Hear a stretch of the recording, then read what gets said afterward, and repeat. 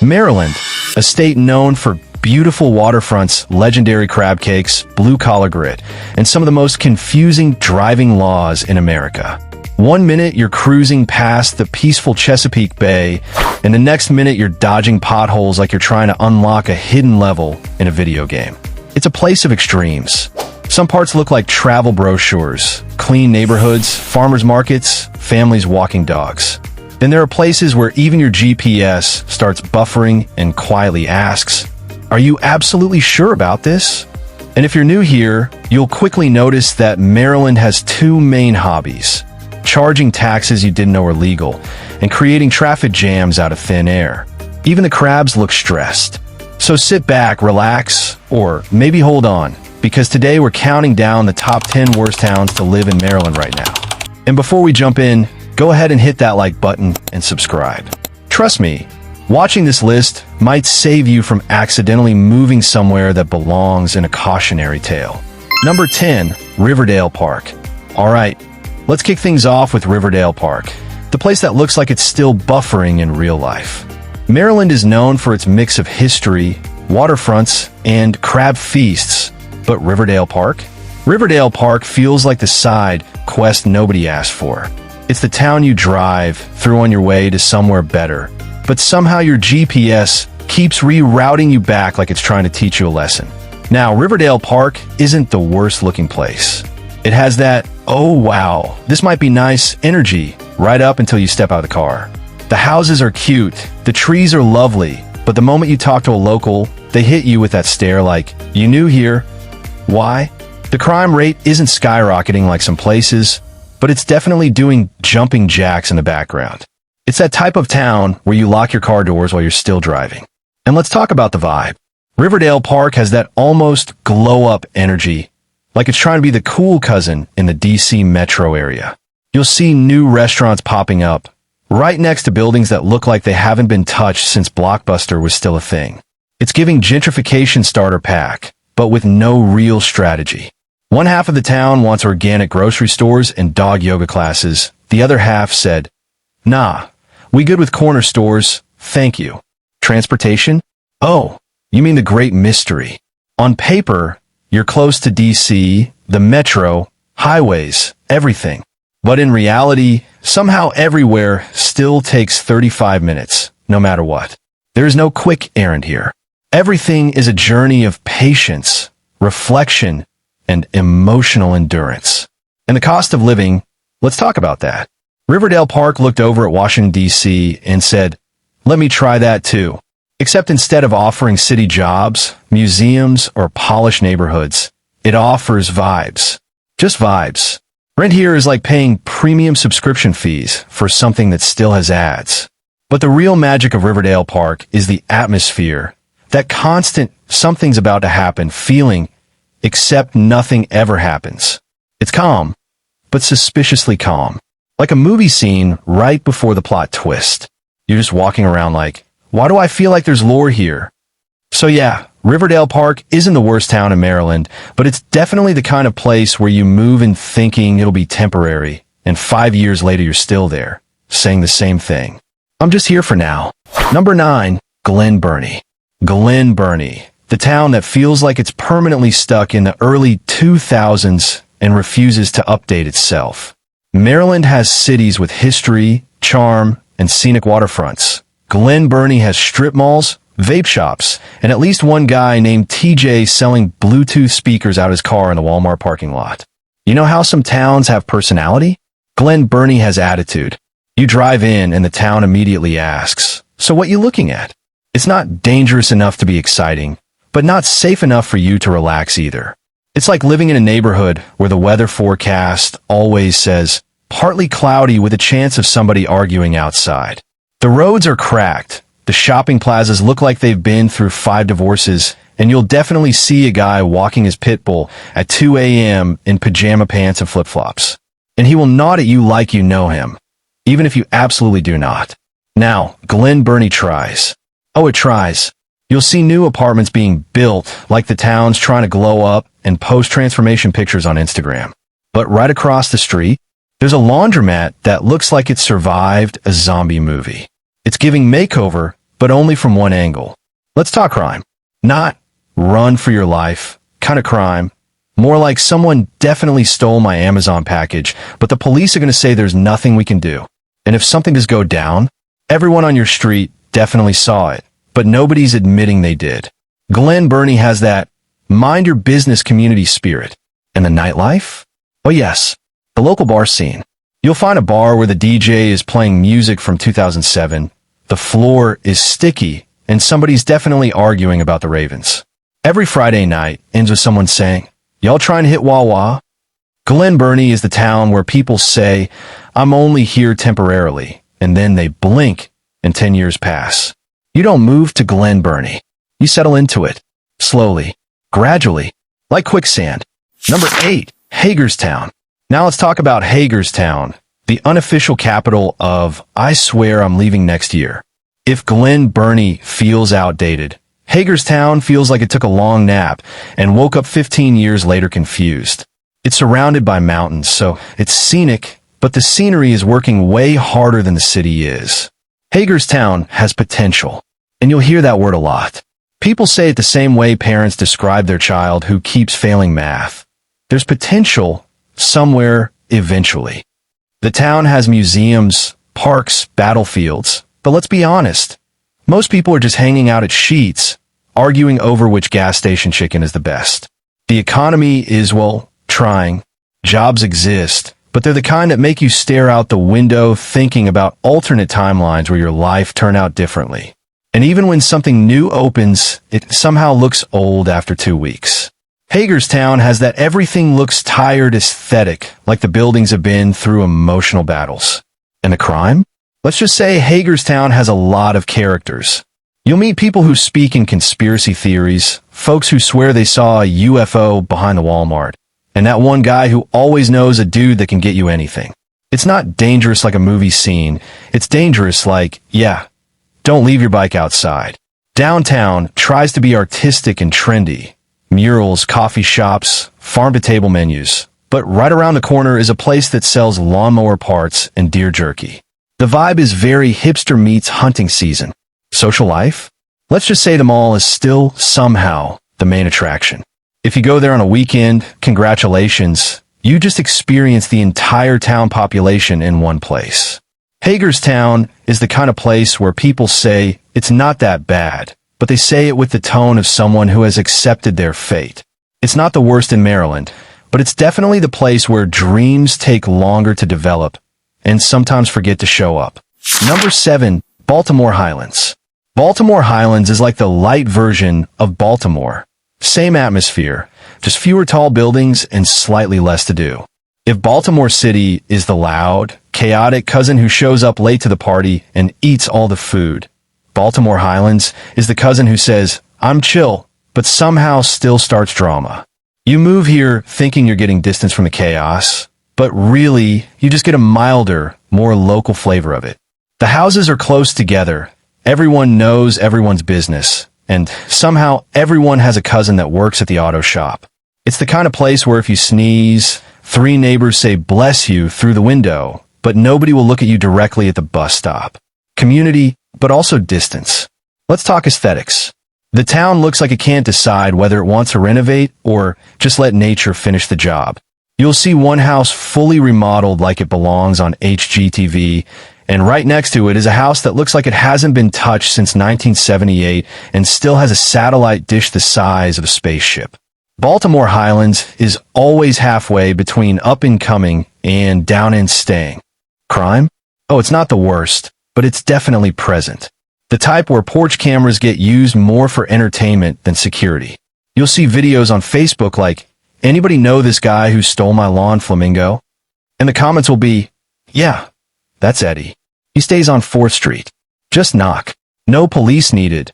The neighborhood group chat solves everything. As for excitement, your nightlife options include someone grilling in their driveway, Dollar General, a friend's basement where the couch is definitely older than you. If you want peace and quiet, some days you get it.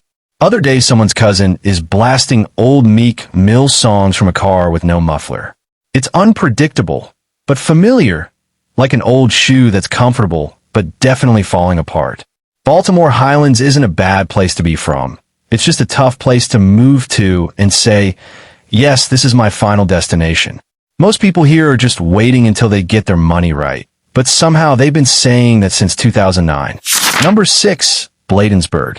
Now let's talk Bladensburg, a town where history is everywhere, but progress seems to have gotten stuck in traffic on the way there. Bladensburg played a major role in the War of 1812, which is great for textbooks, but in daily life, the town still kind of feels like it hasn't fully moved past it. Bladensburg has this very specific energy, like it's almost something, almost modern, almost developed, almost thriving. But it's like someone keeps hitting the pause button every time change tries to happen. You look around and think, okay, I see the potential, but where's the follow-through? The roads? Bumpy enough to ruin the alignment of a brand new car. The apartments? Some are nice, but others feel like they come with ghosts included in the rent. And the traffic? Oh, you'll sit at one light long enough to start reflecting on your life decisions. You could probably finish a sandwich, listen to a playlist, and age emotionally before it turns green. Bladensburg has parks, river access, nature, all beautiful. But also, a crime rate that makes your brain do math like, do I really need to go outside today? It's not the kind of danger that's cinematic, just enough to remind you to lock your doors twice and not leave anything in your car except maybe the car manual. And even that might go missing. As for shopping and entertainment, let's just say Bladensburg encourages creativity. You either drive to another city, stay home, or pretend hanging out in the parking lot is the plan. Social life is basically knowing which carry-out place is safe, which one is questionable, and which one will change your life with the wings, but also have you checking your bank statement wondering why they charge you $18.49. Living in Bladensburg is like constantly saying, okay, I'm here for now, but I'm working on it. It's temporary energy. A layover. A chapter, not the whole book. We're officially halfway through the countdown. If you've made it this far, you're clearly serious about avoiding the wrong moving decisions, and I know you're already searching for apartments to rent far away from these towns. So do me a favor, hit that like button, subscribe to the channel, and tap the notification bell so you never miss one of these important breakdowns. Alright, let's get back into it with number 5. Number 5, Cumberland. Cumberland is one of those towns that looks beautiful when you see on a postcard, mountains, river valleys, that charming old town look, and then you actually move there and realize the postcard was lying to you like an Instagram filter. Cumberland has that historic vibe, which is great, but sometimes it feels a little too historic. As in, it looks like the town has been taking a nap since 1973 and hasn't quite woken up yet. Economically, Cumberland has been trying to bounce back like an old trampoline held together with duct tape and prayer. Factories closed, jobs disappeared, and the local motto became something like we're working on it. You'll hear people say, Cumberland has potential. And yes, technically, every place has potential. But potential doesn't pay rent, fix potholes, or bring back that one restaurant everyone misses and still talks about like it was heaven on earth. Now, the scenery is gorgeous. If you love mountains, hills, and nature, Cumberland delivers. But also, nature is everywhere. Deer, raccoons, foxes. Animals here seem to walk around like they pay property taxes. You'll see deer chilling in people's yards like they're waiting on Amazon packages. But the main issue? Opportunity, or the lack of it. If your dream is to stay local, your job options usually fall into 3 categories. Fast food, retail, something where you smell like machine oil when you get home. And once you do get a job, there's a high chance it's 30 minutes away, because half the town works somewhere else. Cumberland is like that friend everyone moved away from after high school, but still visits for holidays out of guilt. Crime isn't wild here, but it exists in that small-town petty way: porch thefts, break-ins, random nonsense that makes you double-check your car door even when you're just walking past it. It's not scary, just tiring. Cumberland is beautiful to look at, peaceful to visit, but living here long-term? It often feels like the world is moving forward while the town is stuck buffering. Number 4, Laurel. Laurel is that middle-child city of Maryland. Not quite D.C., Not quite Baltimore, just permanently stuck in between like it's waiting for someone to come pick it up. It's right in the middle of I-95, which means the only thing moving fast around here is the traffic. Everything else? Slow, confused, slightly overpriced. You move to Laurel thinking, this will be convenient. I can easily get to D.C. or Baltimore. And that's true. You can. But you'll spend half your life sitting in traffic just trying to get out of Laurel first. The roads here look like they were designed by someone who lost a bet. 5 lanes merge into one because, why not? It builds character. And blood pressure. Laurel used to be known for its mall. Now the mall looks like it's waiting for someone to unplug it from life support. The food court echoes like a cathedral because nobody's in there. Every store feels like it's either closing soon, just opened, but still looks closed, or is a place selling things nobody has needed since 1998. And the apartments? Oh, they look nice online. Granite countertops, stainless steel, luxury living. Then you move in and realize the walls are thinner than Instagram confidence. You'll hear your neighbor's phone vibrate. And that's not even an exaggeration. Crime in Laurel is, how do we say, moderate but unpredictable.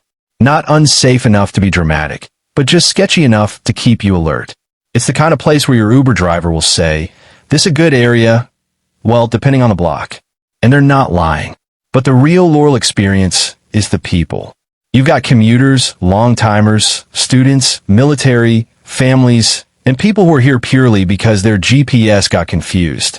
You go to Walmart at 2 p.m., and somehow it feels like 2 a.m. energy. Nobody knows why. Living in Laurel means constantly saying, it's not bad, it's just Laurel. And everyone nods because they understand exactly what that means, and yet still cannot explain it. Number 3, Dundalk. Dundalk is one of those places that, when you mention it to someone from Maryland, they just nod slowly like they're remembering something they can't talk about.